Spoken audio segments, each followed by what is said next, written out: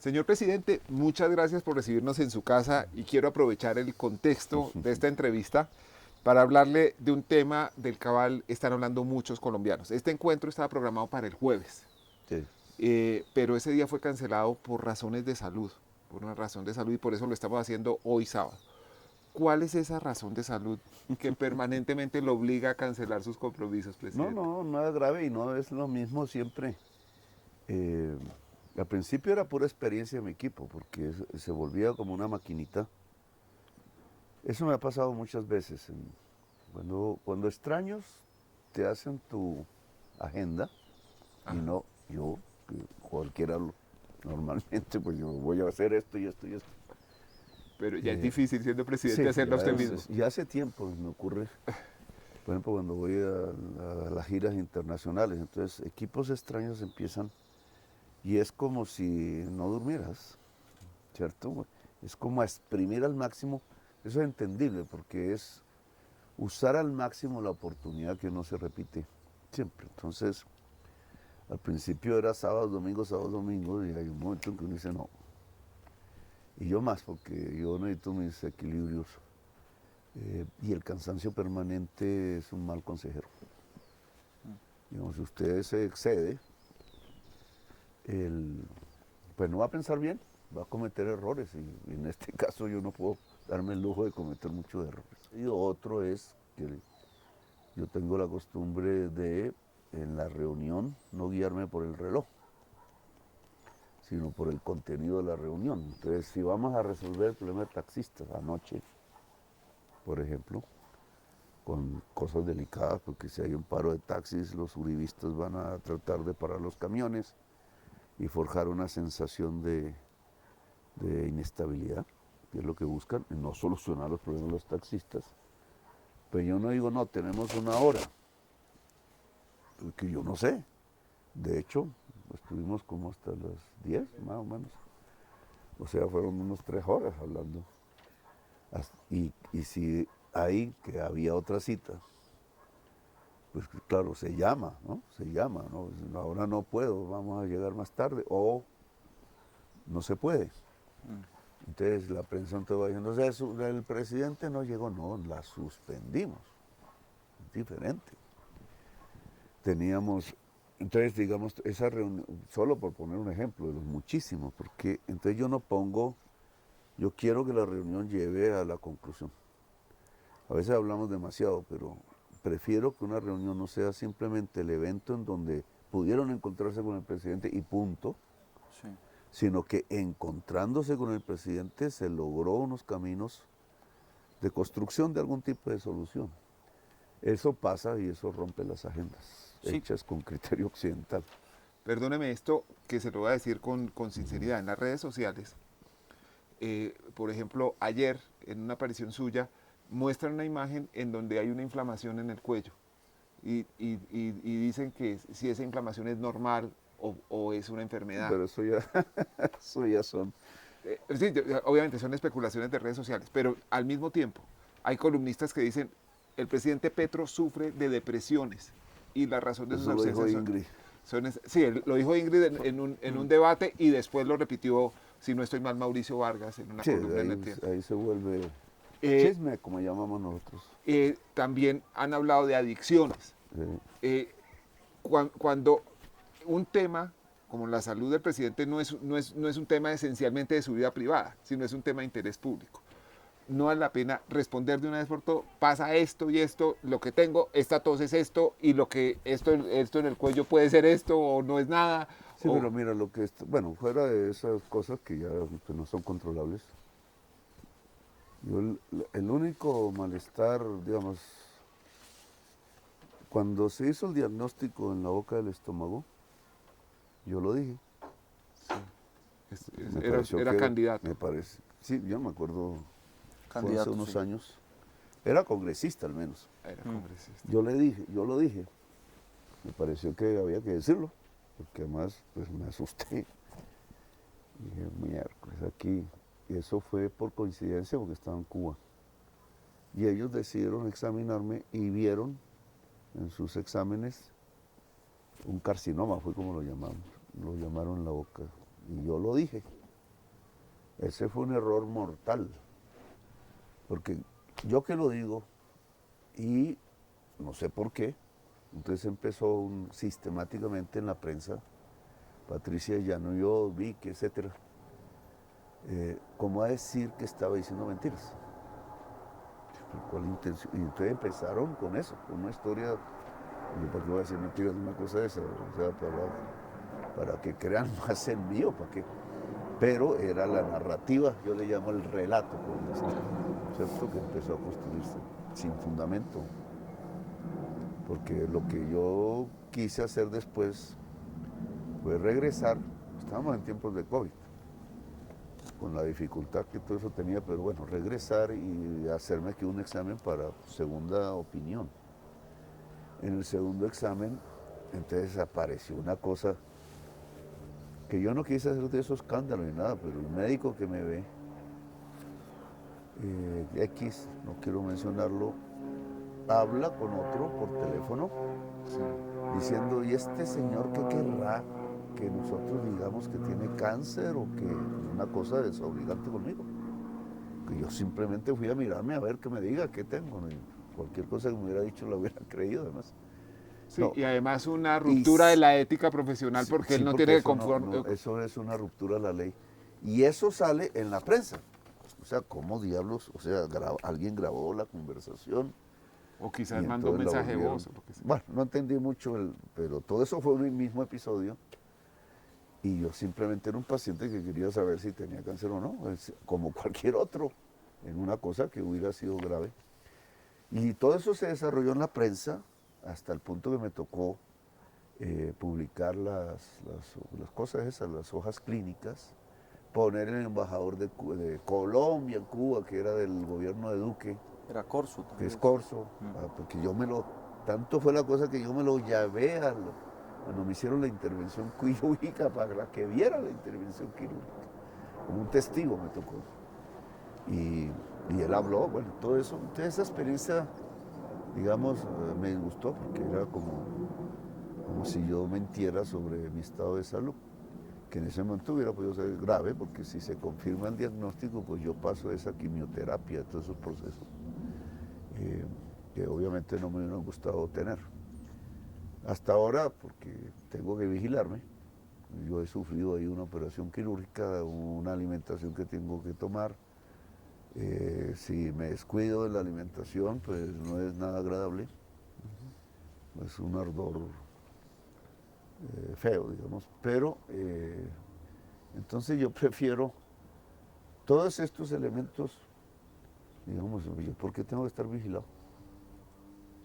Yo sé lo que significa el otro lado, pero yo lo que siento es, yo sé que Uribe se iba para su finca, pues todos lo supimos, no todo lo que pasara ahí, conversara o hiciera era conocimiento público, yo sé que en el Palacio de Nariño se hacían parrandas de orquestas vallenatas y eso duraba, bueno, les gustaba, yo no tengo por qué criticar eso es una forma de cada persona, pero no había una prensa acuciante, ¿cierto?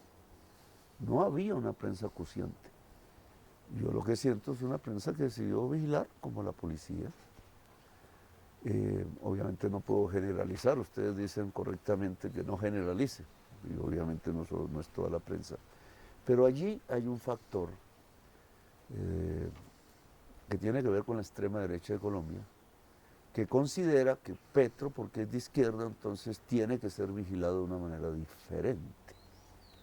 Y llevan a la matriz de la opinión pública, vamos a poner un ejemplo, alguien está siendo cuestionado porque fue sobornado por unos dineros de una multinacional, siendo presidente. Es un problema gravísimo. O peor, alguien está siendo cuestionado siendo presidente de la República porque permitió que se mataran miles de jóvenes.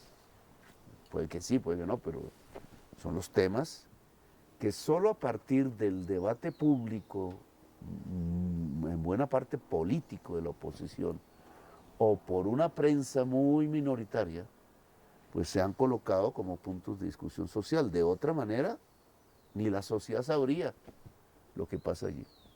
Y en cambio, Petro, porque es de izquierda, Entonces, si se puso este zapato así, o salió manchado así, o hizo así y quedó, o se tomó unos tragos, ¿cierto? Que además no suelo hacerlo, o la esposa hizo unos masajes.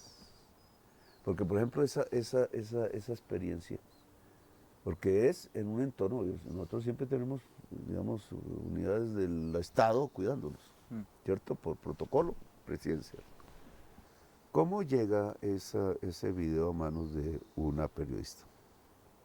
Que no es nada malo, digamos, pero saben que eso va a ocasionar unos comentarios y un estilo incluso de imagen que quieren reproducir. ¿Cómo llega? ¿Estamos vigilados? Oiga, presidente, pero mire, todos los seres humanos tienen problemas de salud en algún momento de la vida. Sí, en algún momento los habrá. Hace un momento estábamos hablando de los problemas de salud mental. Y usted decía, 1 de cada 5 colombianos tiene un problema de salud mental.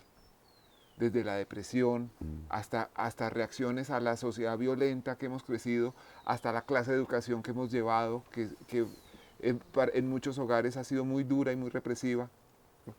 Y la forma de superar los problemas, el primer paso es reconocerlos y empezar a hablarlos. ¿Usted ha sufrido depresión, señor presidente? No, yo no tengo... Eso nunca ha estado en mi existencia.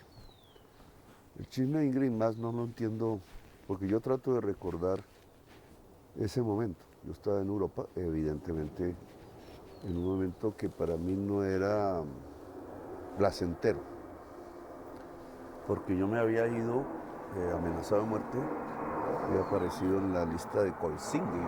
Eso nunca existió, eso era inteligencia del Estado. Pero era el tercero y el primero era el senador Cepeda. La segunda era Vera, el tercero era yo. Y el gobierno de César Gaviria. Y entonces, pues mataron a Cepeda, al senador. Entonces el presidente Gaviria, en un momento racional, decidió que debían sacarnos para no poner en peligro el proceso de paz del M-19, que era reciente en ese momento. Y yo como que sí, como que no, porque entonces todo eso coincidió con una derrota electoral año 94 del M-19 que nos acabó políticamente, y ahí acabó el proyecto. Sobrevivió ya un eco y un espíritu. Y entonces coincidió la derrota. Yo no había hecho nada más en mi vida que pelear, luchar. Y entonces ya tenía 30 años y váyase. Y yo no había salido del país. Entonces todo eso, bueno, digamos, no era... Sí, era otro idioma, sí, otro país, otro clima y un jefe, que era el embajador, que era terrible. Que era el jefe paramilitar del sur del Cesar. Entonces, digamos, yo digamos, no era placentero, entonces, pero a mí la cosa digamos, de otros pueblos, otras culturas, pues a mí me llamó la atención inmediatamente, y el estudio. Pues siempre era un quiebre personal, pero nunca me dio depresión. No, para nada. Yo lo que hice fue irme a la universidad que había ahí, la Leuvaina, y meterme a estudiar entre los jóvenes. Yo era un poquito menos joven. Y ver las nuevas ideas. Y llegaron, había toda una discusión ahí planteada que tenía que ver con el reequilibrio con la naturaleza y otro tipo de sistemas económicos que lo permitieran. Entonces eso que cuenta Ingrid es mentiras. Incluso a mí no me gustó ellos, porque llegaba con Lucio, eran novios en ese momento. Me rompieron una cama. Ingrid está completamente equivocada, no sé por qué hizo eso. Pero yo he tenido momentos, obviamente, que uno siente que se va a quebrar, digamos, como... Siempre los problemas llegan todos juntos. Sí. Entonces digo, ay, ¿aquí qué? El momento de mi hijo fue dificilísimo para mí.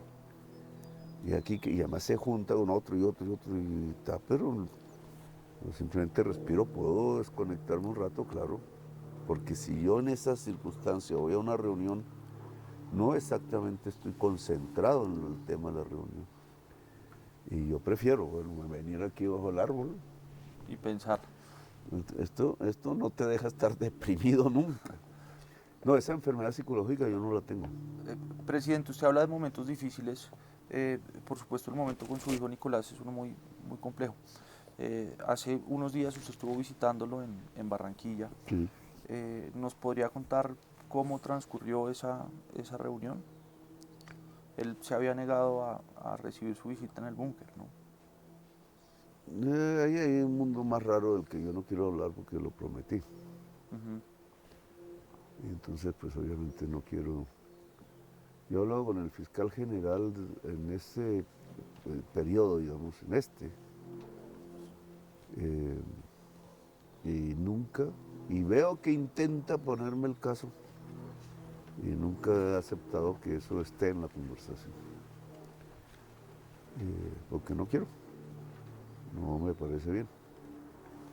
Pero obviamente eso fue llevando a que la posición oficial entonces también se vuelve una posición familiar. Y él se fue resintiendo y es un momento que para él, cualquiera que hayan sido esas circunstancias, yo a veces me pongo en su, bueno, si a mí me hubiera pasado algo así, o sea, me enamoro, me caso y mi amor me traiciona. Así ya haya desaparecido el sentimiento, pero me parece terrible. ¿Cómo puede, en un sentimiento donde hubo amor, así desaparezca, cómo se puede volver en su contrario? Pues sí, esa es la realidad, pero vivir una experiencia así debe ser muy difícil. Yo, pues me pongo yo en ese lugar. ¿Y usted siente que eso mismo podía estar pasando en la relación padre-hijo de alguna manera? Sí, claro, porque, como lo dije, es el único hijo mío que realmente se ha metido en política electoral. Porque al final todos tenemos ideas políticas, pero digamos es el que escogió eso. No fue por mí, yo nunca lo incentivé. Y bueno, entonces eso me llevó a hacer campaña, a hacer las cosas que hay que hacer en elecciones, con relativo éxito. Pero digamos, el episodio tiene truculencias. Y después de las truculencias propias de la vida personal, entonces viene la truculencia política. Entonces lo que le hacen, ¿no? Entonces si el fiscal lo invita al búnker a dar la declaración o el paso jurídico, no pasa nada diferente que va. ¿Por qué hicieron todo eso? Porque era el hijo del presidente. O sea, es por mí, no es por él o por ella o por las personas que están ahí vinculadas. Es por mí. Y entonces yo estoy produciendo unos daños, etcétera. Digamos, no es un episodio fácil. Ahí hay algo más. Hay algo más. Yo siento que las personas que están detrás de la estrategia de ver que Petro es un delincuente, el presidente, entonces cómo tumban, porque pues fallan, porque yo no estoy metido en eso.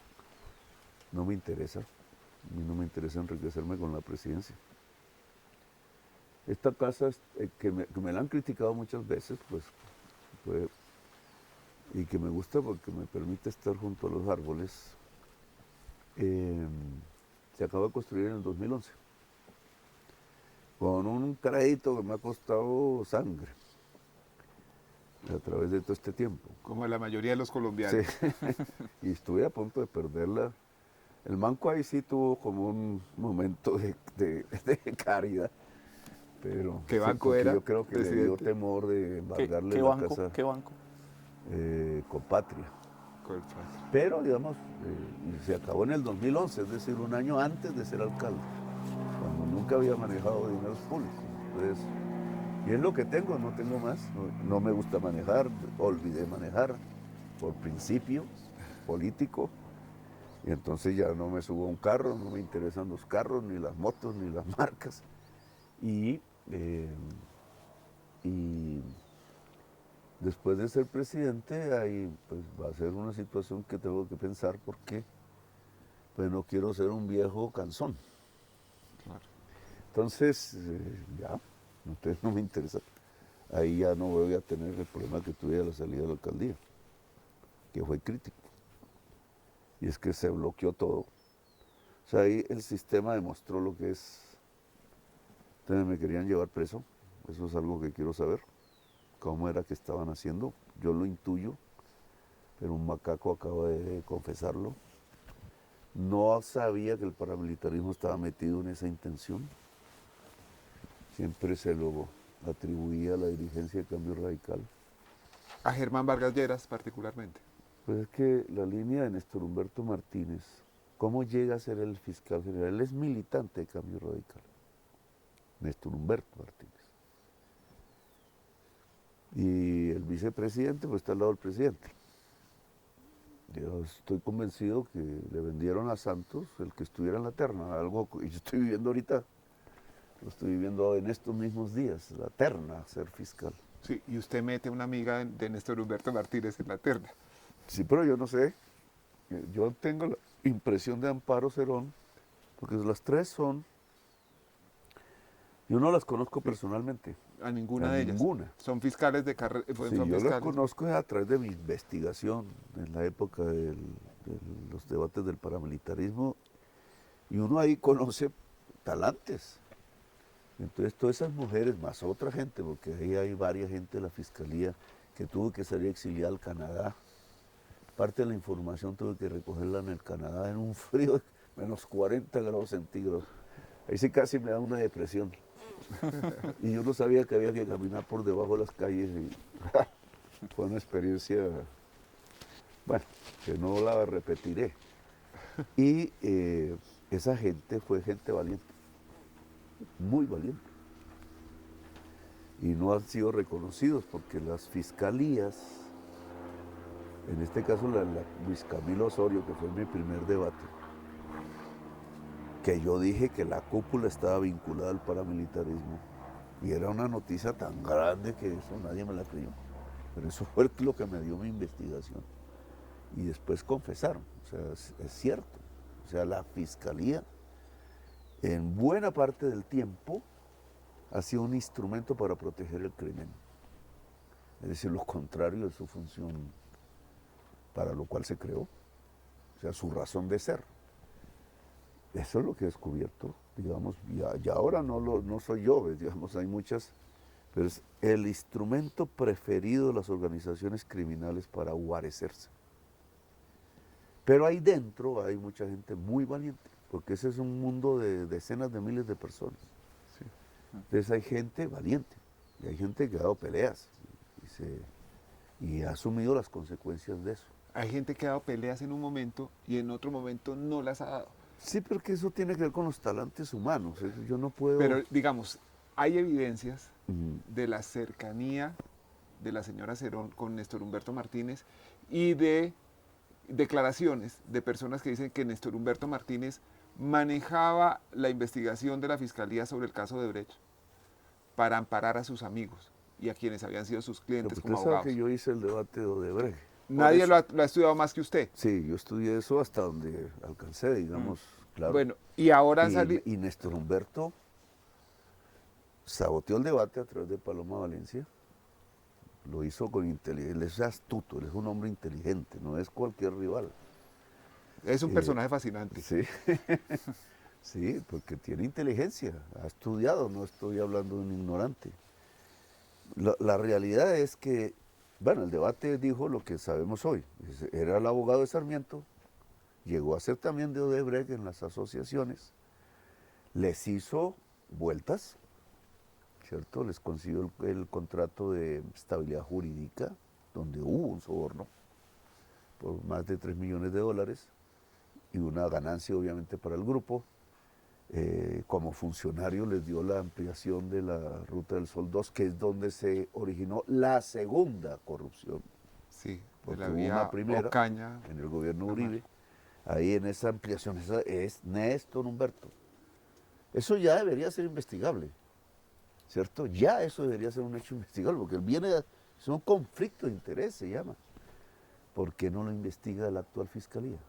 Bueno, pero hay Porque una... aún tiene él el poder digamos, no omnímodo, pero tiene el poder dentro del Poder Judicial. Y entonces mi terna, y ahí viene el problema, hacia dónde va usted. Entonces mi terna aparece en un momento en donde se mueven las fuerzas de extrema derecha, que es una coalición de militares muy preocupados porque cometieron delitos de lesa humanidad, exmilitares, porque yo he tratado de que la nueva fuerza pública pues no los tenga. Espero, parece que he tenido éxito en eso. Y políticos de mucho poder metidos en actos de corrupción y de vinculación con el paramilitarismo. Y entonces la fiscalía es el eje, el nodo donde eso o se resuelve o no se resuelve. Una decisión de la Corte Constitucional, una sentencia hizo que en los tribunales de justicia y paz, los llamados terceros, que son los verdaderos responsables de la violencia, no fueran juzgados. Y entonces son 17.000 procesos que la justicia transicional ha trasladado a la Fiscalía. La Fiscalía tiene 17.000 procesos. El cuerpo que fue punto del acuerdo de paz entre Santos y la FARC era que la Fiscalía tenía que organizar un cuerpo de investigación poderoso, pues 17.000 casos, para llevar esos procesos a su final. Hay 3 funcionarios al frente de los procesos. Eso se llama sistema de observación, eso tiene un nombre ahí de los que se inventan. ¿Qué es lo que están haciendo? ¿Qué es lo que está pasando? Es de nuevo la misma historia que yo descubrí con Luis Camilo Osorio. Eso puede ser con o sin el fiscal general. Claro. Porque ese es Eso un puede aparato funcionar. ya que tiene unos anillos incluso incrustados dentro de otras instituciones del Estado. Entonces, la terna, y la Corte sabe que tiene que tomar una decisión, y esa decisión debe pensarla bien, tiene el perfil, o esa es la idea con la que la hice, de garantizarle a la sociedad colombiana que designen a quien designen, se garantiza que la Fiscalía deja de ser un instrumento del crimen. Sí, presidente, eso se Entonces entiende. vienen sus cuestionamientos. Eso se entiende, pero que además digamos... para eso es que se hace pública. Claro, Entonces, claro, porque pero uno digamos, no hay conoce. una cosa que la gente puede percibir como una contradicción, y es que haya sido usted como parlamentario uno de los hombres que realmente más empeño metió en el tema de las investigaciones de Odebrecht, y supongo usted ha tenido ocasión de ver los cuestionamientos que en ese caso existen, particularmente sobre Amparo Cerón, una persona que usted metió en la terna, lo que ha publicado María Jimena Duzán, Daniel Coronel, lo que Cambio ha publicado sobre lo que Jorge Enrique Pizano le contó a Amparo Cerón, es decir, cuestionamientos. Luis Gustavo Moreno. Luis Gustavo O Moreno, sea, son no se testimonios de entiende gente bien que ese- está viva y de gente que ya murió, que lo dijo hace muchos años, no a raíz de su nominación en la terna. Eh, eh, Perdóname, Federico, la interrupción, porque estas son 2 preguntas que yo estoy seguro que los dos queremos hacer y estamos pensando en eso, y usted nos puede responder las 2 al tiempo. Una es, presidente, legalmente usted tiene la atribución de cambiar la terna, y segundo, si la tiene, ¿la va a usar para cambiar esa terna? Bueno, la primera obviamente la tengo si quiero ahora mismo, ¿cierto? Porque han empezado también a hacer relatos. No, claro, la puedo hacer ahora mismo. Ha sucedido en la experiencia institucional, en los tiempos que han pasado, una circunstancia, digamos, que obviamente llama a la reflexión, y es el presidente tiene el derecho constitucional de presentar la terna y la Corte de escoger. Pero por diversas razones, sin que esté escrito en la Constitución, apareció un mecanismo de facto, que es la Corte puede devolverla cuantas veces quiera, y por tanto el presidente pierde el derecho. Sin que esté escrito, no cambiaron la Constitución ni nada. O sea, le quitan al presidente el derecho de ternar,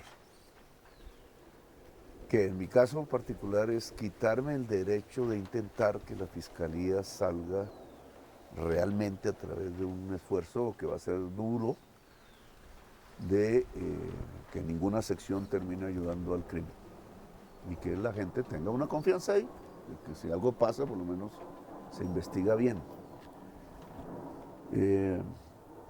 Perder ese derecho.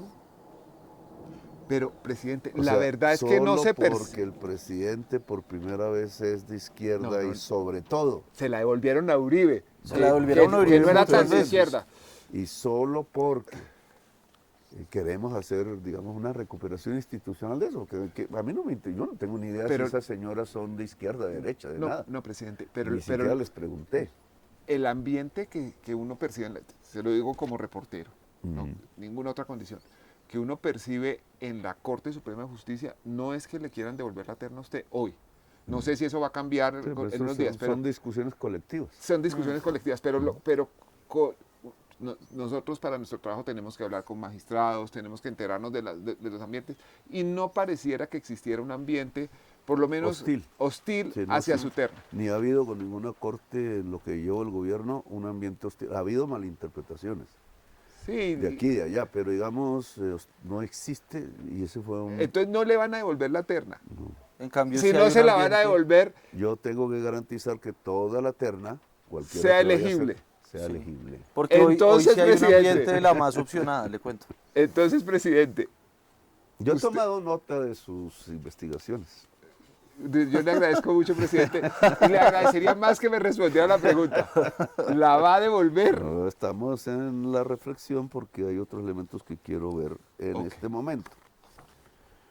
Que no tienen que ver con la Corte ni conmigo, digamos, que somos los protagonistas de ese hecho, sino con lo que empieza a moverse. Claro. Hay que usted es reportero y también le llegan las informaciones porque tiene que poner el oído, Sí. pero yo también tengo que poner el oído. Entonces, ¿cómo se están moviendo quienes pueden ser afectados en este momento? ¿Qué están tratando de hacer? Sí, usted ¿Cierto? da una señal clara. Dice, yo aquí estoy nominando a 3 mujeres. 3 mujeres que han sido fiscales, que han tenido que ver con la administración de tienen justicia. experiencia. Ninguna de ellas ha sido funcionaria mía, ha sido amiga mía, ha sido abogada mía. Lo que estoy diciendo es que la fiscalía debe ser independiente del Poder Ejecutivo. Ese es el mensaje que usted quiere dar en la terna. Y además dice, que el fiscal no tiene que guardarle la espalda al presidente porque el presidente no tiene por qué temer de eso. y además dice desde la nominación, dice, y si necesitan nombrar un fiscal ad hoc para temas que incluyan familiares míos, nómbrenlo. O sea, usted está dando todas esas garantías. Pero resulta que en la nominación se le va a un hombre que ha producido, digamos, interés por la actuación concreta en el caso de Brecht, que se volvió a poner de moda. Ahora seguramente vamos a hablar más de eso. Y usted dice, yo sé que tengo la posibilidad de cambiarla. Y dice, podría cambiarla hasta el momento de la elección. Ese momento de la elección todavía no se va a producir, parece, de manera tan rápida. ¿Usted quiere dejar pasar más tiempo, presidente, antes de tomar esa decisión? ¿Piensa que el paso del tiempo puede solucionar digamos, la condición de una de las ternadas? No, obviamente el tiempo no soluciona lo que ya se produjo antes, pero estoy esperando unas reacciones. ¿O está esperando que ella sea la que renuncie, presidente? Estoy esperando unas reacciones que además... Ah, ya se rió. Yo eso sí lo puedo interpretar como una Este periodista, sí, Dios mío. Ha sido ya habitual entre ustedes dos y quisiera hacer una pregunta muy puntual porque estamos hablando aquí de una serie de cosas que se tocan. La presentación de la terna, que se da en los días en los que usted estaba, o que el país estaba concentrado en el tema de la captura de Nicolás, y pues sus tensiones con el fiscal Barbosa. ¿Usted cómo se enteró de la captura de Nicolás? ¿La fiscalía le informó por cortesía institucional Pues yo sabía que eso iba a ocurrir? el proceso tenía que ir mal, porque obviamente ahí se está diciendo está confesando. Que tanto, pues ya eso lo determina judicialmente, ese no puede ser no puedo centrarme en eso, pero obviamente iba a haber, digamos, una profundización de esa investigación. No, pues yo tengo la tranquilidad que yo nunca he hablado con el Turco Ilzaca o que le he mandado a alguien a decir, vaya, consígale plata. El señor no a pesar de que ha sido denunciado por mí en debates pasados, hace años, pues realmente nada ha sucedido judicialmente hasta donde yo tengo entendido. Con el otro señor menos. Me acuerdo vagamente de él hace tiempo, cuando era joven parlamentario, y él era parlamentario. Él llega de una extradición. Digamos, jurídicamente, ¿qué soy? ¿Qué vamos a hacer con todos esos personajes nosotros? Porque van a llegar todos.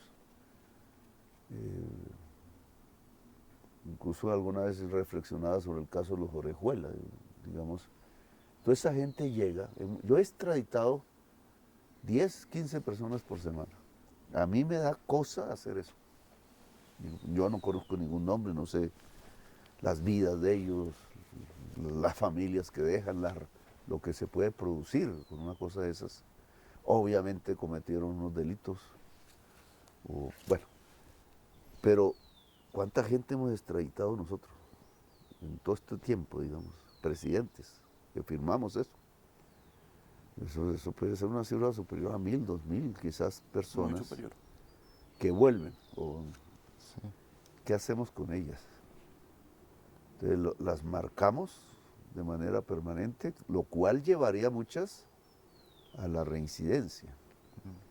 ¿O esta sociedad permite una salida? Es una respuesta dificilísima, pero imagínese que usted no fuera el presidente. Bueno, pero eso no tiene que ver con el tema de... Con el tema de la fiscalía. Sí, terminemos eso, perdón. El tema, entonces, no, yo quiero...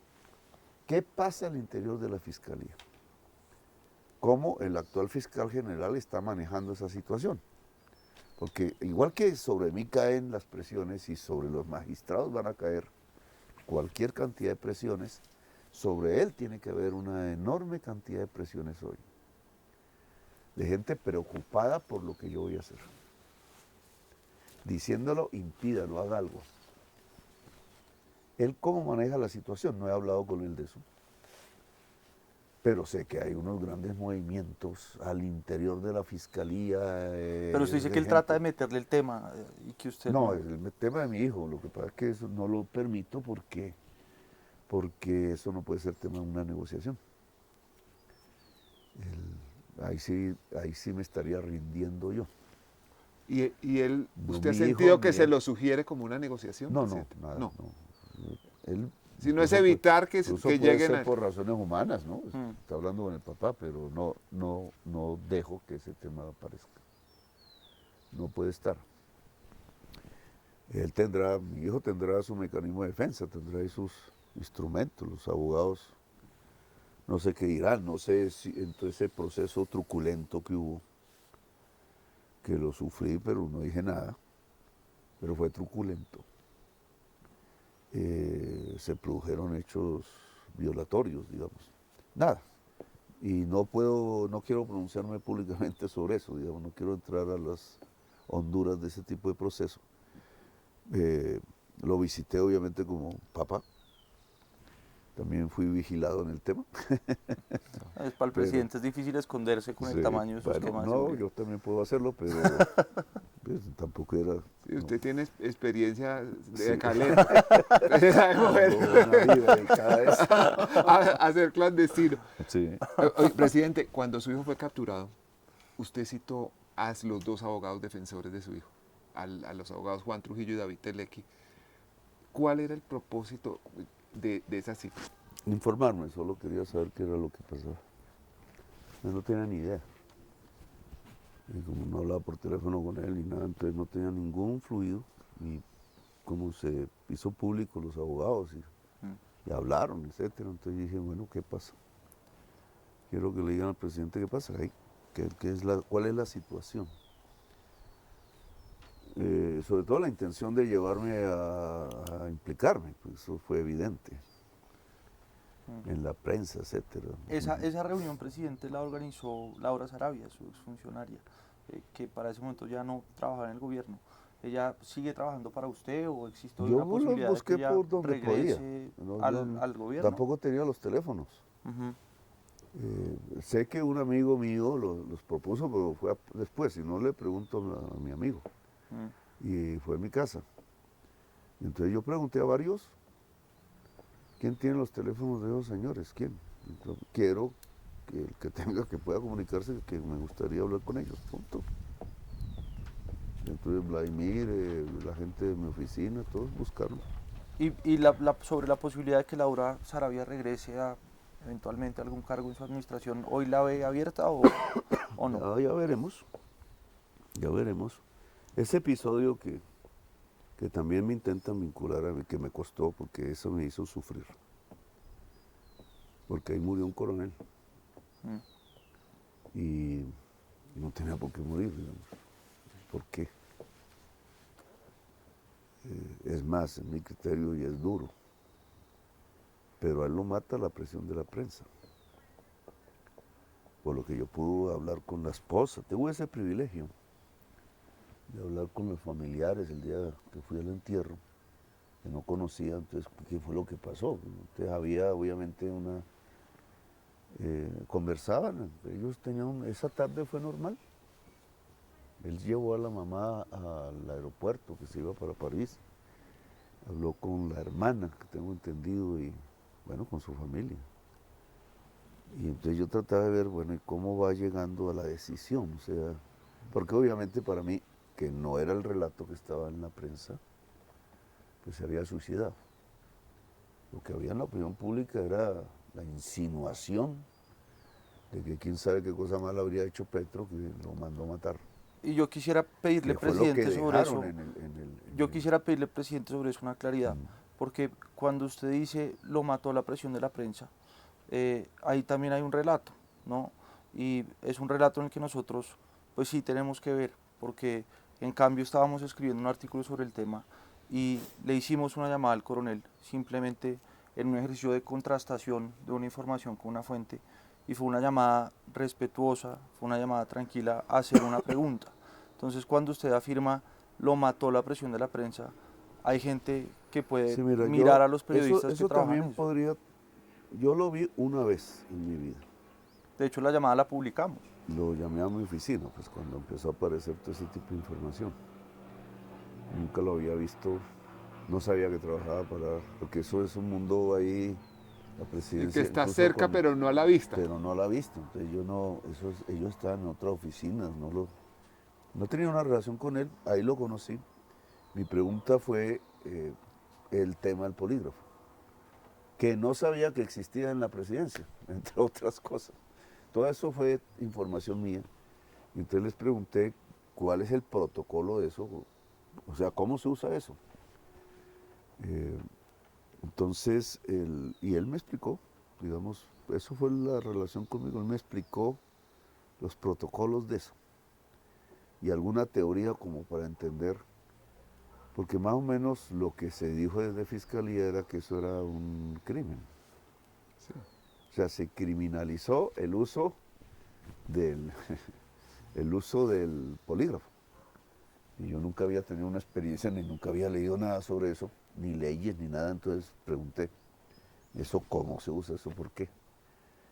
Y ellos me explicaron, esto es un proceso de confianza, bueno, ahí aprendí algunas cosas, el proceso de confianza no es un proceso judicial, ¿cierto? Ahí no se están tomando pruebas, ahí se está simplemente determinando si hay confianza con la persona y es subjetiva. Y me dijeron, lo que hay en normas y en leyes y sentencias de la Corte Constitucional es que el procedimiento siempre tiene que tener como base, hágase en empresa privada, que se hace y mucho, hágase en entidades públicas, que también se hace, el que sea voluntario. Eso es todo.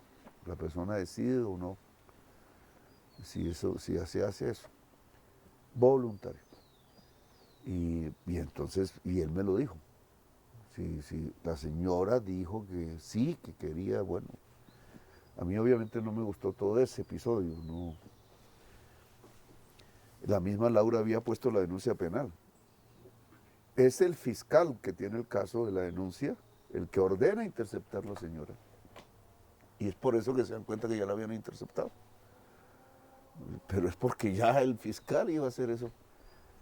por un robo familiar, que a mí me ha pasado aquí también en muchas, eso no me pareció que había que llegar a esos niveles, digamos. Si se me pierde algo aquí, puede tener valor sentimental o no, o ser valioso económicamente, pues se perdió, ¿yo qué voy a hacer? Pero ahí conocí a Dávila, entonces no me dio, quizá yo también debía ver, bueno, este hombre está recibiendo las presiones, yo sé qué es eso, yo he vivido eso, te está recibiendo las presiones y cómo es él. Quizás debía haberme interrogado él. Pasó la conversación y ya. Y ya cuando viene el hecho, entonces es que hay personalidades diferentes y eso hay que aprender. Fue algo que me motivó a ir a hablar con mi hijo. Es que si uno las aguanta, no significa que cualquier persona las puede aguantar. Claro, yo Las personas personalmente son fui a diferentes. hablar con el coronel Dávila. Me encontré un hombre muy nervioso, tiene usted razón. Pero, ¿cómo llega usted del contexto que nos acaba de explicar a la afirmación lo mató la presión de la prensa? Sí, la presión lo mató y fue de la prensa. Él no estaba presionado por nosotros, nada. ¿Y la prensa Él cómo lo estaba estaba preocupado presionando? por el proceso. Él sentía básicamente, no por el tema del polígrafo, para él le parecía eso normal, digamos, que estaba reglado, que no había ningún problema. Mm. Que siendo voluntaria la presencia de la señora, no había el problema, digamos. Él, digamos, estaba preocupado era por la interceptación, Así es. que obviamente sí era otro tema diferente. Yo no conozco bien los pormenores de eso. He visto informes de contrainteligencia, que no sé qué tan firmes serán. Me da la impresión que la Dijín hace algo que dentro de ellos es una práctica normal, pero que no lo Que es ilegal, pero que es casi que habitual. que es habitual porque usan procesos, incluso hasta para averiguar qué hace el amante, para cosas de ese estilo. Entonces Bueno, pues por eso está presa una exdirectiva de la Fiscalía. se les hace tan fácil eso y no hay medio, o sea, en la Fiscalía como que no hay una barrera que impida hacerlo, que Sí. eso debería ser ya un tema, que entonces no midieron lo que podía sobrevenir. Y que es una tontería porque ya el fiscal había ordenado la interceptación. Digamos, es gratuito, es de sobra eso. Pero nos lleva a una situación de la vida de un ser humano que yo vi, que pues que tenía mucha aprecio por su familia, el cuidado de los niños, el qué dirán de él, que eso en otras sociedades es muy importante. Lo que le pasa a este coronel es que yo creo que estaba solo. No tenía, digamos, cómo soportar. Nunca había tenido la experiencia de periodistas preguntando. Nunca. Eso no es culpa de los periodistas, porque esa Es su el función, deber. tampoco se le va a meter en la cabeza al periodista lo que puede pasar. El problema de la investigación no es Laura, no son los coroneles los que cometieron los errores. No, es ver si se puede tumbar a Petro. Claro, yo no sabía nada, pues yo estoy tranquilo porque yo no. Si hubiera sabido eso de antemano, lo primero que digo es, ya deje de perder, lo que se haya perdido, que se pierda. Eso no es para hacer las cosas. Pues Laura es mucho más joven, no tiene experiencia, nunca había estado en un cargo de esos, quizás creyó que la seguridad consistía en cuidar todos esos detalles.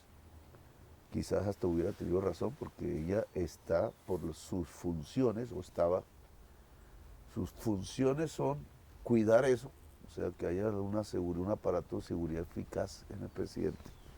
Yo hubiera tomado otras decisiones, pero la verdad yo me enteré fue después. Y entonces cuando veo el relato periodístico tratando de insinuar que el presidente es una señora sacó una vaina que ve 5 maletas, digo, de Petro, fue pucho, dije, miércoles, ¿esto qué es? Entonces ahora yo soy Pablo Escobar, entonces. Él pronunció eso y se olvidó, ¿cierto? Nunca más volvió a... ¿De dónde salió eso? En todo caso, este escándalo de la niñera Mariel Mesa sí dejó una huella en su gobierno, sacó a una persona que era de toda su confianza como Laura Sarabia, que manejaba su agenda y todo, y también sacó al embajador en Venezuela, Armando Benedetti. ¿Usted conserva comunicación con él? Y Esporádica. sí, ¿le ha hecho alguna vez, le ha pedido alguna explicación sobre afirmaciones de él como estas? Comillas, yo hice 100 reuniones y conseguí 15.000 millones de pesos en campaña. Si no es por mí, no ganan. Tuvo un papel protagónico y hay que reconocerlo. Las 100 reuniones no las hace él, las hacen muchos equipos. ¿Y los 15.000 millones? Y mi nombre, porque si no, no llega. La campaña se financió por, yo no tengo la cifra exacta en este momento, pero supera los 20.000 millones. Entonces usted dice que En cuando él primera dice vuelta 15.000, fue algo así como 20.000 millones, hay una segunda vuelta. La inmensa mayoría de ese dinero, porque ¿qué establecimos? Que yo sí conozco el peligro de eso.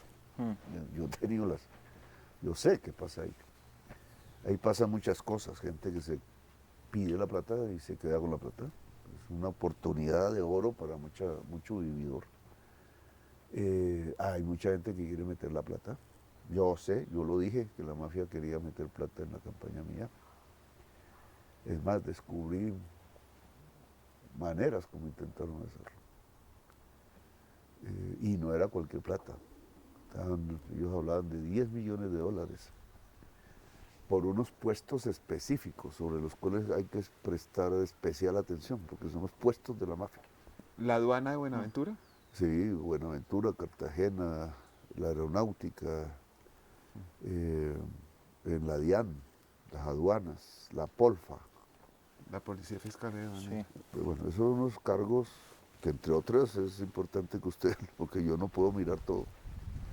Hay que revisarlos permanentemente porque esos son los puestos de ellos. Entonces, cuando aparecía alguien, un empresario, no, 100 millones, entonces no vaya a hablar con el gerente. Nosotros no. Yo iba en el avión con Benedetti y con Laura. Ese era mi equipo y algunos periodistas y eso. De todos los días en ese avión. Y aparecía gente, ¿no? Que yo quiero aportarle, Petro. No vaya a hablar con Roa. Benedetti pudo mucha gente decirle, yo voy a aportarle. Él tenía y lo sabe y lo hizo, no vaya a hablar con Roa. Porque ese era el protocolo. ¿Cuánta gente le llegó? Yo no sé, yo nunca hice cuentas. A mí no me interesaba tener una campaña con 100.000 millones de pesos, que sabía que eso es mafia. Claro, señor. Entonces yo lo que hice fue básicamente endeudarme. Sí. Aún tenemos deuda. Pero lo que hice fue endeudarme con la banca. Al principio tenía desconfianza de que la banca me prestara, por obvias razones.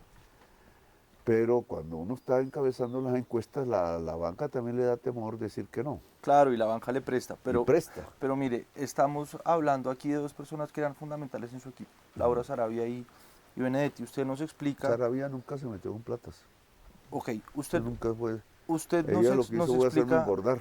Nos explica, presidente, que esas afirmaciones de Benedetti respecto de los 15.000 millones o las 100 Yo reuniones creo tienen entender algo, lo que le pasa a Benedetti. Digamos. tienen algo de grandilocuencia. Primero, de- esas grabaciones, audios, no son interceptaciones, ¿cierto? No, son mensajes Son mensajes de directos. voz. Bueno, son Sí, sí, señor. cosas de esas.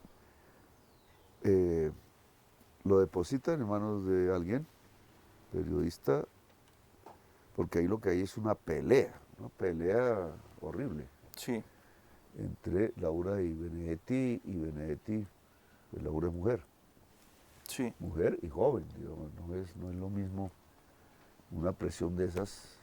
Frente a una persona con más Sí, experiencia. bueno, pero lo que hay ahí es una pelea y un tema de celos de poder, Mm. no celos sentimentales, sino de poder. De cercanía al príncipe. Sí, sí, eso es.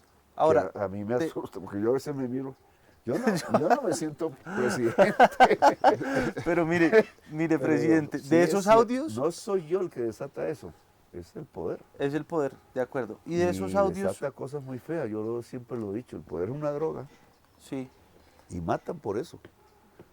Y de ahí personas lo manejan de forma, yo he visto amigos que los pongo en un cargo de algún tipo y se transforma. y se transforman. Claro, Se transforman, todo se transforma. Y a mí no me gusta, el episodio no me gusta por del supuesto. ejercicio del poder. Y yo me guarezco de eso. Mire, presidente, hay un tema del que yo creo que no se ha hablado. Empezamos esta entrevista hablando de la salud, de los chismes, y es una cosa que se deriva justamente de esos audios. Usted no sé que usted habla esporádicamente con Benedetti, y yo quiero preguntarle si usted le ha hecho este reclamo en particular. Él en esos audios De con Laura cuidarse- Sarabia deja cuidarse, entender sí, que usted él tiene sabe. un problema de consumo de droga, y No, obviamente y de de eso, problemas pues, personales, y si todo se junta, mm, pues colapsas. Y no Pero presidente, él entonces yo específicamente le he dice que pedido que se cuide mentalmente. Que estuviera borracho, porque no sabemos, además, el se Estado. nota que está alterado. Él combina un sentimiento que es ese celo, ¿cierto? Contra Laura. Pues, Laura obviamente sí estaba más cerca de mí, obvio. Mm, Y Benedetti lo teníamos en Venezuela, entonces estaba alejado. A mí me parecía interesante pues, lo que iba a pasar en Venezuela, porque quería reiniciar las relaciones, pero no necesariamente a él le parecía lo mismo. Él tiene una visión del gobierno diferente a la mía. Yo lo traduzco como lucha social. Él lo traduce como un problema de relaciones personales. Así hay otras gentes, pero digamos eso es una separación teórica incluso de lo que es el poder. Él ve a gente que ha estado con él, como Roy, como Prada, pues en sitios de decisión. Roy era el presidente del Senado. Yo lo ayudé a ser el presidente del Senado.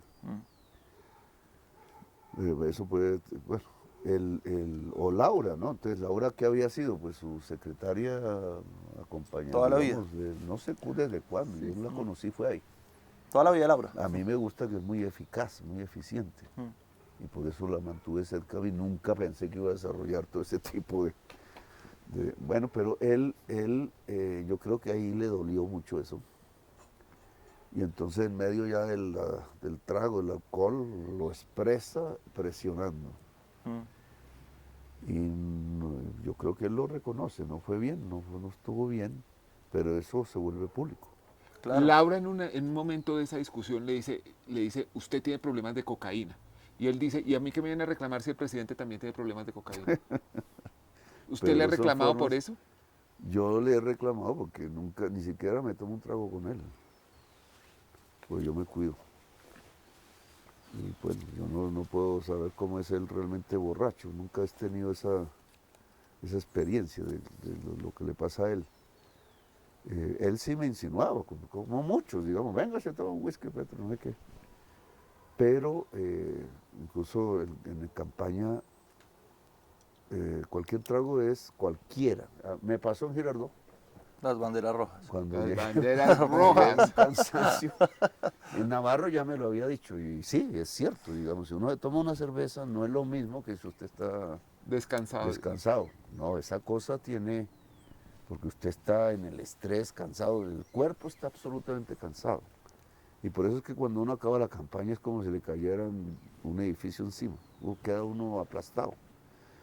Entonces, en general, nunca hay alcohol en una campaña electoral. Y yo a él le sacaba la maleta, y yo, no sé realmente, porque ahí en su presión, entonces, no, pues yo invito, la campaña la hice yo, las reuniones las hice yo, dice él, ¿no? La plata la conseguí yo, el Los votos éxito, del la Caribe. victoria la conseguí yo. Yo invitaba a Petro a tomar, él era mi amigo porque hicimos mucho contacto diario, digamos. Entonces él se reía conmigo, bueno, las cosas que hice. Pero en realidad lo que hay ahí es un problema de celos. Sí, es la figura del príncipe, es eso, esa es una buena descripción. ¿Pero usted lo sigue considerando su amigo? Sí, yo le tengo cariño. Lo que hizo ahí en esa conversación nos puso en manos de nuestros rivales, porque entonces todo el mundo a buscar los 15.000 millones. Pero claro que los 15.000 millones están ahí, pero son préstamos. Préstamos no de cualquier persona, son préstamos de banca. ¿De los Gilinski? Y hay aportes. A presidente. nosotros nos prestó Bancolombia y su rival. Y su rival de Bancolombia, ¿no, mío? Esas son peleas de ellos, pero digamos, me prestó, hasta donde yo me acuerdo, me prestó Confiar, que siempre me ha dado la mano en las primeras de cambio porque no me presta la banca así de primeras. Confiar en una cooperativa antioqueña. Me prestó Bancolombia y me prestó Sudameris, creo. No estoy muy seguro. Y en el escenario electoral, presidente, se ha mencionado también el nombre de Euclides Torres. ¿Cuál es su Sí, relación pero con Euclides Torres? él está... Yo conozco a Euclides también por Benedetti, porque tampoco lo conocía. Lo vi 2, 3 veces. Él ayuda es antes de la campaña. Nos ayuda en algo, en algunas cosas en la pre-campaña, mi esposa, algo así. No es... Con dinero. No es... No, con cosas... Por ejemplo, necesitábamos hacer un viaje en la costa y él pues puso el carro. Son como ayudas en especie.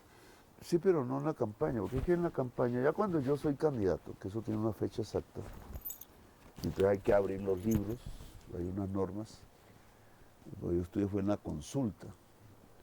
Entonces cuando empezamos la campaña, lo primero que hacemos es el préstamo. Y es lo primero que hace el gerente. Pero sí parece que hubiera una cercanía especial porque, por ejemplo, ahí está el video usted celebra con un grupo muy cercano de personas en su casa cuando gana la elección presidencial y todo, y ahí sale el señor Euclides Torres. Llega mucha gente. No, Ahí, lo que pasa es que es que su casa no es el Campín, ahí, no, sí, no cabe pero tanta todo el gente mundo tampoco. sabía, porque esa cosa, apenas ganamos, yo me aislé en mi cuarto, puse los noticieros. Y Es para cuando mirar llega las tendencias, Antonella fue lo primero, y entra. es cuando llega Antonella. Entonces, yo ya sabía, porque uno sabe manejar los números esos. Cuando la tendencia se invierte, dije, me metí en un problema. Presidente, volviendo al tema de Odebrecht, que creo que faltan algunas cosas por mencionar. En esa entrega de información del Grupo Aval al gobierno de Estados Unidos, a la Comisión de Valores y al Departamento de Justicia, se ha hablado del funcionario colombiano número 3, del Colombian Official 3, un miembro del gobierno Santos, por la época, que habría recibido un soborno de 3.4 millones de dólares de Aval y de Odebrecht. ¿Usted sabe algo de eso? ¿Conoce cuál A puede mí ser la solo identidad de me esa persona? coincide, porque en la investigación que hago, que entrevisto a este señor de la ANI, de la Agencia Nacional de Infraestructura, que colocan como chivo expiatorio, Andrade. Andrade, yo lo visito. Ahí me enteré que estaba siendo seguido, porque al otro día Néstor Humberto dijo que yo había visitado a Andrade. Toda la investigación en Colombia ha desentrañado más o menos el engranaje entre el contratista y los intermediarios del contratista, pero ahí para. Los intermediarios del contratista tienen que llevar la plata al sobornado. No aparece en la lista de sobornados. O sea, lo que ha hecho la Fiscalía es encubrir a los sobornados. Ese fue el trabajo de Néstor Humberto. Por eso durante toda la investigación se manejó, en Colombia, se manejó la tesis que este señor Melo era el que había sobornado, no el Grupo Aval, una cantidad pues, pequeña relativamente comparado con el monto total, y asumía todas las consecuencias. Y las asumió. Y lo condenaron, etcétera. Bueno, esa era una maniobra de protección del Grupo Aval, que el mismo Grupo Aval desmonta sin dejar de decir que el único que sobornó fue Melo, solo que le monta una cantidad más grande y ahí entonces alguien miente. O sea, ahí ya hay una contradicción objetiva entre el proceso colombiano y el proceso que hicieron en los Estados Unidos, porque el monto no es el mismo. Usted estaba diciendo dentro de la descripción, a mí solo me cuadra, no terminó la Sí, frase. entonces ahí en el monto que nos daba 50 millones de dólares, la mitad más o menos generado por Odebrecht, la otra mitad por, que sabemos hoy, el Grupo Aval. Pero a nosotros nos daba un monto de 50 común. Entonces teníamos todos los nombres de los intermediarios que yo pronuncié, Varios de ellos no son investigados. Los que van a Barranquilla no los investigó Néstor Humberto. ¿Y tiene hoy una noción Los sobre señores quién puede Torres, ser? creo que se llama. ¿Tiene hoy una noción sobre quién puede ser el funcionario colombiano número 3? Usted, No, pues, digamos que ha en mi investigado tanto el tema. En mi investigación sabemos que hay una fuente que va a Barranquilla, que es hacia Cambio Radical, que hay una que va al Partido Liberal.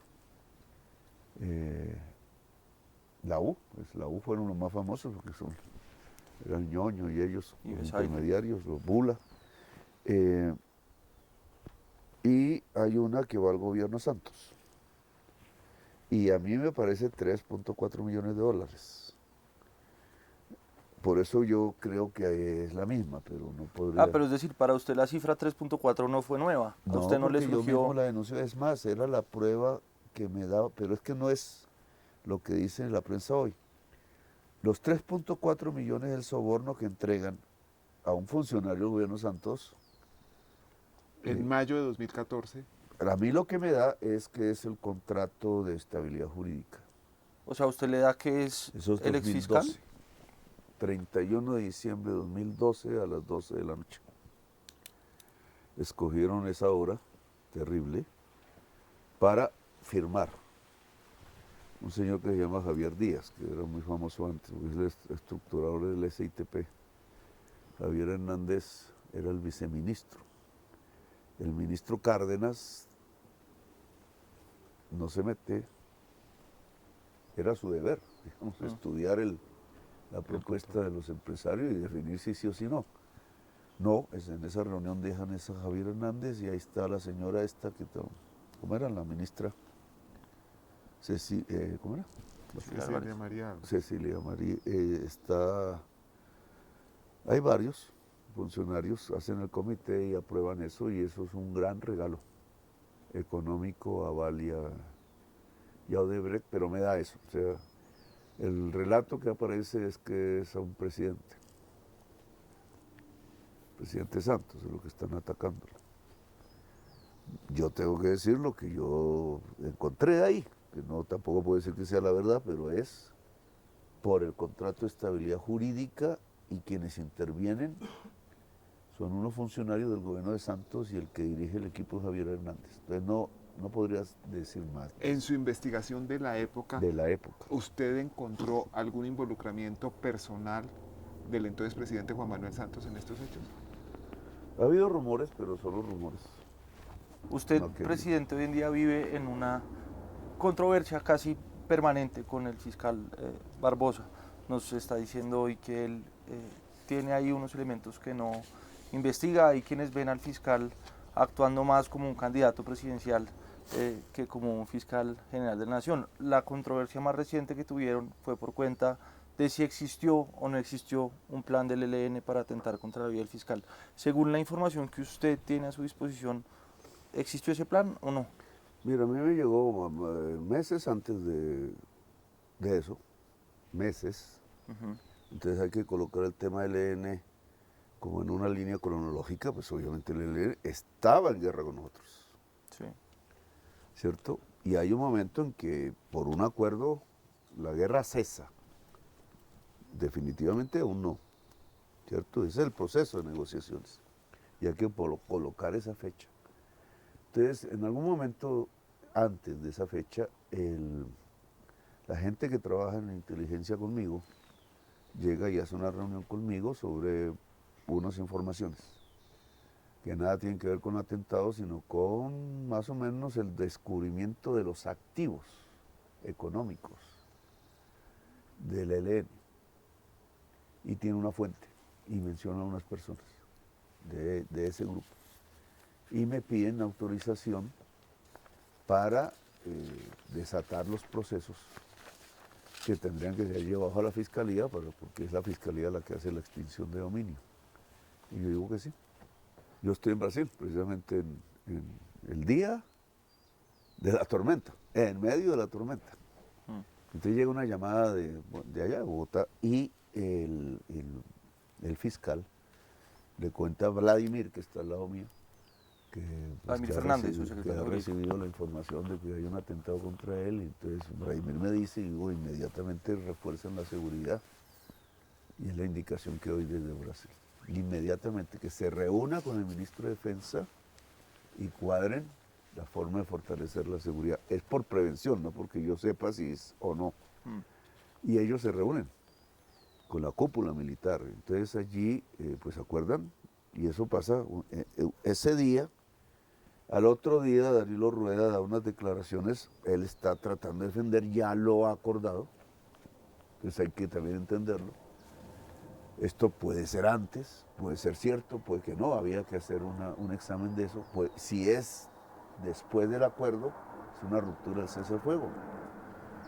Y hay un comité de verificación, bueno, hay un protocolo que seguir.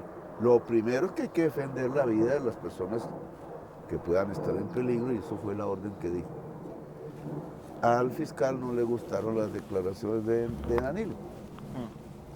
Entonces al siguiente día hay una tormenta política. Yo ya estoy en Bogotá. Siento que es un ataque que no es, porque yo había acordado con el fiscal, primero que no nos atacábamos y segundo que, pues, que le fortalecíamos la seguridad, que no iba a haber. Y hay una tormenta y después el señalamiento en la ANDI que nos señala de corruptos, que eso ya no lo puedo aceptar. ¿Cierto? Es decir, Pero no se puede descartar que sí haya existido que no se un puede plan, descartar. un plan para atentar contra el fiscal. Claro, Es eso que, no se puede descartar. presidente, hace un tiempo, usted hablando con nosotros, nos dijo lo siguiente. Si yo quisiera acabar las GPS, ¿sabe qué hago? No presento el proyecto. Dejo que pase lo que está pasando. Y les demora un poquito los pagos. Y entonces, eso es un ¿Y dominó. de Que qué? me gustaría que eso iba a pasar, dije. Sí, Independientemente de mis gustos. Que el sistema de EPS, que ya se ha demostrado que esto no es la primera vez, es como un dominó. Chuchuchu, dijo usted. Un ¿sabes? dominó, una va tumbando a la otra. ¿Por qué? Porque cuando una quiebra, y el 80% han quebrado, es que no es ni siquiera una minoría, es el 80% de las EPS, como para no darse cuenta que algo pasa. Entonces cuando quiebra una, los afiliados de esa pasan a otra, que designa el gobierno. Y así ha sido con 80%, o sea, el 80% de los afiliados estaban en otras EPS. Y ahora están en las actuales, que ya son un pequeño número. Cualquiera, nosotros ya tenemos 7 intervenidas de esas que quedan. Esos afiliados que aún los estamos manejando nosotros, si no hay reforma a la salud, pasan a las EPS existentes. Podrían pasar a Colsanitas. Y ya se produce el mismo fenómeno y caen y van cayendo. Entonces, si no se hace una reforma al sistema de salud, las EPS se acaban por sí mismas, porque es un modelo económico insostenible. Digamos, ¿qué lo volvió insostenible en mi opinión? Las EPS aducen que la sentencia de la Corte Constitucional que iguala el plan de servicios del régimen subsidiado al régimen contributivo, o sea, eleva el costo de la salud promedio. Puede que sí, ese argumento es válido. Solo que el gobierno, no el mío, desde antes viene subiendo el presupuesto. Eso se llama técnicamente subir la UPC, la unidad de pago por que es, capitación. la tasa, la canasta de bienes medida en cierta forma por el número de afiliados. Viene subiendo, pero aún así las EPS siguen quebrando. Hay un segundo elemento que las hace quebrar, que no es la sentencia de la Corte Constitucional. Es que de facto, oscuramente o limpiamente, metieron un ingrediente que es la utilidad. Claro, cualquiera diría, no, pues que una empresa privada está es porque tiene por la utilidad. No, es que este no es un sistema de mercado. Esa es la confusión. A las EPS se les paga por administrar un dinero público. Y hay una comisión ahí fija del 8%, creo que es. Cuando ellos añaden a esa comisión, que es lo que deberían ganarse, de acuerdo a la ley, la utilidad, vienen unos procesos que son los que los matan. Y voy a poner el ejemplo de La Guajira, que lo puse ahora públicamente. Al hacerse la mezcolanza de afiliados, hay afiliados del contributivo, afiliados del subsidiado. Todos deben recibir la misma canasta de servicios pero los subsidiados le dan a la EPS menos plata, que es la plata del gobierno, que el contributivo que da más plata porque es la plata de las contribuciones de empresas. Y entonces le es más rentable el contributivo que el subsidiado. Entonces, cuando pasa plata del subsidiado a financiar el contributivo, entonces, por ejemplo, esa EPS en cuestión llevaba a los clientes del contributivo, incluso con enfermedades no ciertas, eso pasa en el SOAT fundamentalmente, carros fantasmas por miles en Colombia. Entonces, que en Colombia cogen un accidente, entonces todos son carros fantasmas. O que se le apaga gente para que reciba una platica simplemente para decir que se accidentó. Y se ordeña todo el sistema SOAT a través de un delito, porque obviamente es un robo de dinero. Y en masa. Entonces, si usted lleva la plata del subsidio al contributivo y le paga sus clínicas de amigos, entre comillas. O sus propias clínicas. Claro, entre comillas. Entonces usted está trasladando la plata a su patrimonio, pero está produciendo un hueco en el sistema. Si eso es ya en las actuales EPS, no todas son así, porque siempre ha habido casos diferentes, pero si se va normalizando el ordeñar el SOAT y en trasladar la plata del sistema de salud vía UPS hacia no solamente clínicas, proveedores de medicinas, importadores de medicinas, empresas aquí y allá que tienen que ver de alguna manera con la salud, entonces la plata va desapareciendo y cae la ficha. Y cae sobre otro, y cae sobre otro, y cae sobre otro. Presidente, como sea, si hay una interrupción de los servicios de salud. No, nosotros tomamos los servicios. O sea, ¿usted le puede garantizar hoy a los colombianos que no va a haber interrupción? Aquí hay una cierta amenaza que, digamos, que yo quisiera que no fuera real, porque, digamos, problemas se pueden solucionar, pues estudiamos cómo. Pero la reforma es una solución. Lo que pasa es que las EPS no la aceptan. Pero la reforma frena ese procedimiento de dominó. Vuelve a una EPS que ya no es aseguradora, sino que es administradora. Y empieza por la atención primaria con unos contratos que se pagan. Eso frena hoy lo que hoy se produce. No digo que no se vayan a producir nuevos problemas, porque siempre habrá, pero digamos, frena el problema actual. Las EPS no quieren porque quieren mantener el principio de utilidad, que es un principio de enriquecimiento y que está desatando la crisis en el sistema de salud. Estamos, presidente, hablando de esto, pues en parte porque no se ha tramitado la reforma, ¿no? Sí. Y eso ha ocurrido no solamente en salud, sino en el campo laboral y en otros, y esto pues me lleva a hacerle pues una pregunta por los resultados concretos. Usted hace unos 10 días le puso a sus ministros un ultimátum de un mes, preocupado usted por el tema de ejecución.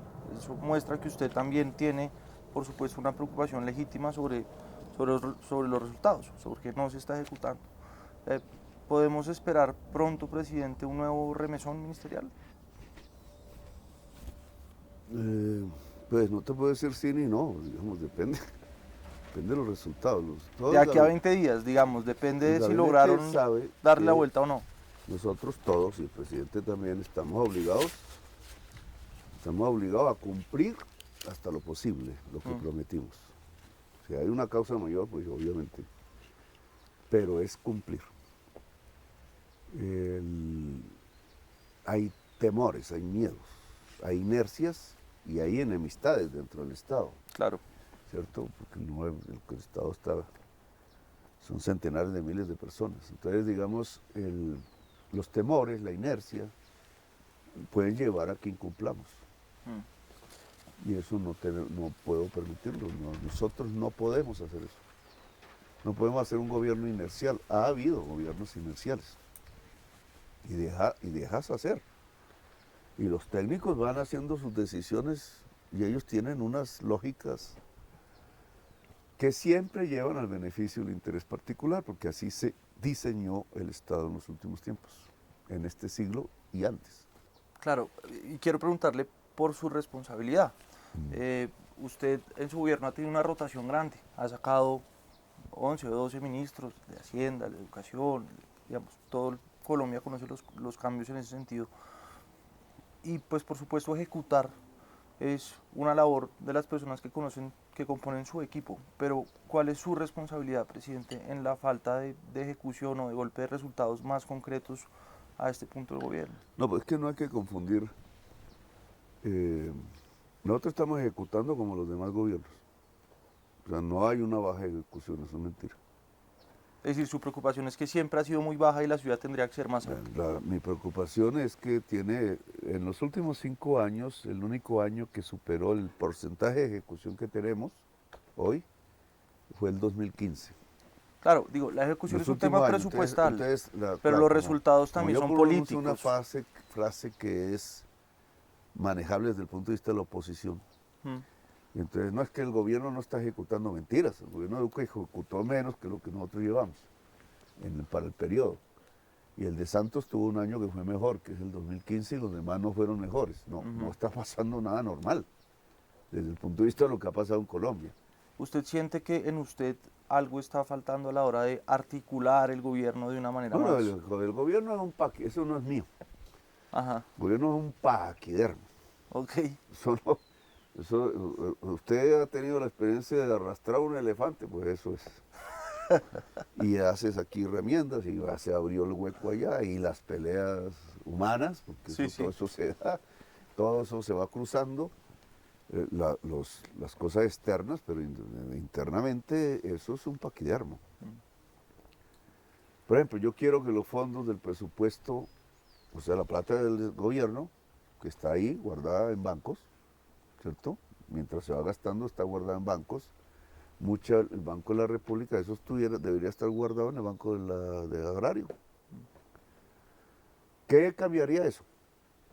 Que el Banco Agrario tendría mucha capacidad de dar crédito. Ya, eso sería un hecho fundamental para una reactivación económica. Claro, van a decir que es socialista, que es comunista, que no sé qué, ¿no? Pues una cosa tan simple como no tener la plata guardada en el Banco de la República, sino en el Banco Agrario, me daría ese cambio. Ahora, los funcionarios que entonces manejan las arcas, bueno, las cositas mecánicas para tener la plata, entra por aquí, sale por aquí, porque es lo que siempre se ha hecho. No es ni siquiera de mala fe, sino que es en la burocracia hacer siempre lo mismo. Si alguien dice, no, hoy hacemos otra cosa, PRIN empieza. ¿Y qué me va a decir la Contraloría? ¿Y qué me va a decir la Procuraduría? Y esto no será una locura, y esto no sé qué, pero si siempre lo hemos hecho así. Pues ese es el problema del cambio. Y de aceptar las reglas del juego, digamos, para hacer el cambio. Porque obviamente si reemplazas un Estado por otro ya no tienes ese problema. Pero es la regla del juego. Pero, presidente, le voy a hacer la última pregunta. La primera vez que hablamos con usted como presidente electo, en su primera entrevista como presidente electo, usted nos dijo una frase que a mí me quedó sonando. Se la leo. El verdadero cambio son las reformas. Si no las pasamos en el primer año, nos enredamos y el cambio se vuelve una ilusión. Sí. Cierra comillas. Ya pasó un año. Sí. Entonces, ¿qué? ¿Nos queda la ilusión? De ilusión no vivimos. Claro, estamos en juego. Ese es el chico. Ha pasado un año. Yo voy a decir que cometí un error histórico. La idea de hacer un acuerdo nacional que está ahí, digamos, que es parte del proceso con el ELN, ¿no? Digamos, es una idea que está ahí. Yo la traduje en el gabinete, el primer gabinete, atrayendo sectores que no estuvieron conmigo, digamos, en todos, quizá al final unos, pero otros no. Proponiendo algo que ha terminado siendo una ingenuidad, que lo hice de buena fe, es producir un acuerdo sobre la mesa. Es decir, ustedes son esto, ustedes representan esto, ¿cierto? Unos bancos, unos CPS, unos intereses, tienen unas ideas sobre el tema. Nosotros representamos esto. Nosotros representamos campesinos, obreros, gente del barrio popular, jóvenes, como lo llaman ahora, jóvenes populares. Eso somos nosotros. Esos son los que votaron por nosotros. Y nosotros tenemos otras ideas sobre cómo es la manera de satisfacer estos sectores sociales que han sido tradicionalmente los excluidos. ¿Cómo es el acuerdo nacional? Entonces, por debajo de la mesa tratando de ponerle cascaritas al gobierno. No, pero es que Bueno, usted, pero digamos, usted, es- usted representa un gobierno de coalición. Claro, mucha gente votó por usted porque comulgaba con sus ideas, porque veía que había una posibilidad grande de cambio para el país. Y otros votaron por usted simplemente porque les parecía peor la alternativa, Pero por es muchas menos malo. cosas. Sí, y en ese sentido, pues también usted representa unos intereses muy heterogéneos de una sociedad, en donde no todo el mundo quiere igual y uno no puede decir, votó por mí la mayoría, entonces se hace lo que yo quiero el resto de la vida. Ujú. Sino que le toca concertar cosas, pero que así es la democracia. Usted es un parlamentario de larguísima experiencia como representante de la Cámara y como senador, y sabe que las cosas en esos organismos pasan por concertación, que eso no pasa por imposición. Todo eso es cierto, pero y acuerdo nacional es una forma de decir concertación, ¿cierto? Es una otra manera de decirlo. Pero ¿cómo es? O sea, y qué es lo que mi experiencia en este año me ha mostrado. Entonces, unos sectores sociales que creen, sectores sociales con sus representantes, que creen que el acuerdo nacional consiste en que sigan las cosas igual. Y que entonces al gobierno se le haga más o menos una pirueta extraña en donde no pueda hacer transformaciones. ¿Qué va a hacer usted cuando no entre esta plata de los hidrocarburos, no entre el carbón y el petróleo y todavía no haya empezado la de la agricultura y la del turismo? Esa es la transición. Si no somos capaces nos volvemos más pobres. Y obviamente más conflictos y más cosas que suceden en una sociedad así. Y por tanto hay que ser capaces. Y esa capacidad tiene que ver con actos audaces. Que un poco lo que me preocupa del Estado es que no es capaz de la audacia. Pero sí tiene que ver actos, digamos, cosas que pudiéramos hacer. Claro que podemos hacer hidrógeno verde en La Guajira. Y con Ecopetrol, digamos, no es un imposible. Ya. Pues con los tiempos que hay que hacer un proyecto de esos, pero podemos. Y tenemos el puerto ahí, tenemos las energías limpias ahí, el potencial, tenemos las empresas, tenemos el capital. Presidente, muchas gracias. Bueno, Señor Muchísimas presidente, gracias muchas por habernos gracias. recibido. Federico.